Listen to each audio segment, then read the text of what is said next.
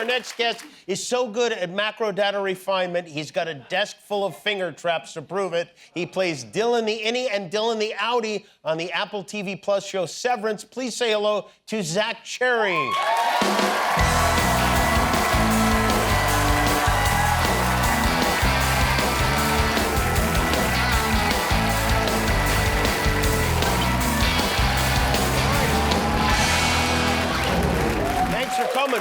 Did you get to meet Steve Martin? I didn't. I got to see though. I got to see a little of the banjo. Yeah, the banjo. What's the first thing you ever saw Steve Martin in? I remember my mom was a big fan, and I watched The Jerk. That's a good one. Yeah. Oh, that's a good start. At a pretty young age. And I don't know if I got it. And then I read his book, Born Standing Up. Yeah. You know, when I was like starting to get into comedy and was like very kind of inspired by that. Yeah, and you really learned a lot reading that book. Yeah. Sounds like you were raised well. Did you call your dad for Father's Day? I did. You did? Yes, talked to him yesterday. Was it like, how long did the conversation last? Probably 30 minutes. Oh, really? Yeah. That's the longest conversation anyone has ever had with their father on Father's Day. Well, so it started with just me and my dad. Then he put me on speaker and my mom joined. So it was sort of a family I knew it didn't add up. I knew it didn't add up. Yeah. Do they watch Severance, your folks? They do. They love Severance. My dad is like obsessed with Severance. Is he really? He is, yes. Oh, so is he pumping you for information all the time? No, he thinks he knows better than anyone. Like, he thinks he knows what's happening. Oh. He'll tell me all the time, he'll be like, you know, you shouldn't go more than 3 or 4 seasons. And I'm like, Dad, it's a job for me. Like, I want to go 10 seasons. Yeah, right. And he's like, you know, a lot of these shows, by the time they get to season 5, they start to like fall apart. So he cares about the integrity of the show more than my career. Wow. Does he have theories? Does he have ideas of what's happening? He does. Season 1, he called me after watching, I think, the first couple episodes, and he was like, I think it's aliens. And I was like, what do you mean it's alien? Like, what? And he didn't have any follow-up. He didn't have follow-up, yeah. And then, you know, by the end of that season, I think everyone knew it was not aliens. Which, I mean, I guess I don't actually know. They don't tell me everything. So it might still be aliens. It could be aliens. But then this season, he called me, and he was like, after the first episode, and he was like, yeah, I saw your character. I mean, if that's even you. And I said, what do you mean? He was like, you might be dead somewhere. So he has a whole separate fan fiction timeline. It sounds like it, yeah. Yeah. Yes, and it's weirdly negative towards you. Yeah, in one version, I'm an alien, and in the other version, I'm dead. You know, if you think about it, really, when you're a kid living with your parents, you are an innie and an outie, because there's that teenager that lives with them that they think they know, and then you're up to God knows what on the outside.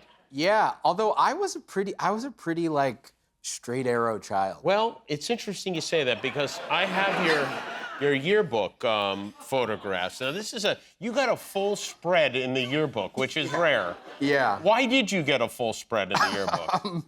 I don't know.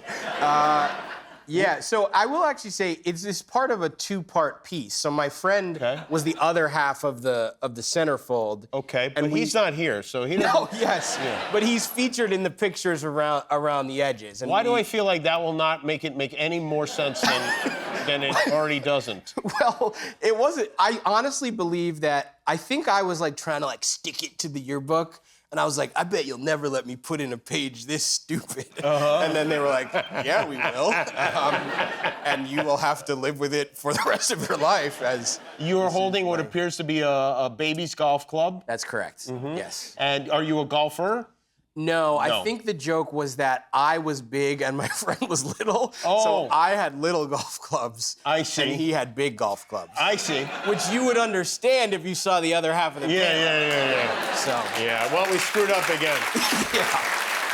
I do also want to say this quote you have here, what does that say? The difference between genius and stupidity is that genius has its limits. There's no way Albert Einstein said that. I just don't believe it. I think a lot of things get credited to him. Probably. Like there that were no thing- fact checkers. Yeah, there's no fact checking at all. All right. Well, we'll check that out and we'll find out. Is it hard being on a show where you can't tell anybody anything you did that day? It is. Yeah. It is. You know, luckily I tell my wife, which maybe, I don't know, Do. Ben Stiller will be furious to learn that. I tell my wife what's going on, but there was a day where we were filming where there was an earthquake in New York, which is very rare in New York. Yeah. But we were Yeah, that was like early last year. a couple right? years ago, Oh, yeah. Okay. And we were shooting a scene with a marching band. Yeah. Oh, And yeah. so I didn't even notice that there was an earthquake. And all my friends were texting me like, oh my God, did you feel that? Did you feel that? But I couldn't reveal to them that the reason I didn't is because there was a marching band. Because to them, there would be no reason to have a marching band in Severance, so I didn't want to reveal that. So I had to just be like, yeah, I felt that. Yeah. That was crazy. Whoa. Well, you're an actor and a liar. Yeah. Yep.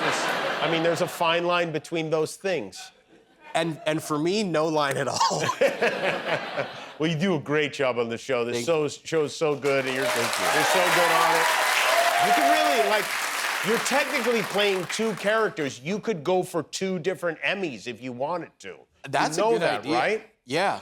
I should have submitted as lead supporting comedy and drama. Next year. Yeah, Think next about it. Zach Cherry, everybody. Season 2 of Severance is on Apple TV+.